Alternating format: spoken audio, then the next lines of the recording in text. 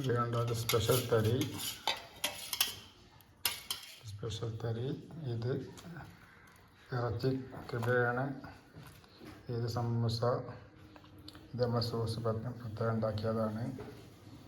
തക്കാളി, തമറ്, ചക്ക.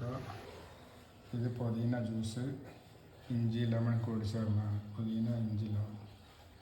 ഇത് നമ്മൾ സാധാ കട്ടൻ ചായ മധുരമല്ല. അപ്പോൾ ഇന്നത്തെ പരിപാടി ഇങ്ങനെ പോകും. ചെറിയ പരിപാടിയാണ്, മനസ്സിലായോ? അപ്പോൾ ഇന്നത്തോടുകൂടി പരിപാടി തീർന്നു പറയാം. ഇതിലൊക്കെയുള്ള ഒരു ചെറിയ പരിപാടി.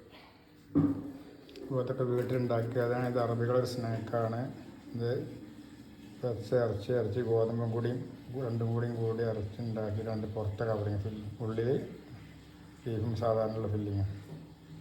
അപ്പോൾ ഇതാണത്, മനസ്സിലായില്ലേ? ഞാൻ ഉണ്ടാക്കിയ സമൂസ. ഇത് എൻ്റെ സമൂസ, ഇറച്ചി സമൂസയാണിത്. അപ്പോൾ ശരി, ഇത് കുറേ ഐറ്റംസ് കൂടിയത്. ഓട്സ്, സാധന കൂടിയതാണത്. ഒരു 5-8 ഐറ്റംസ് കൂടിയ സാധനമാണിത്.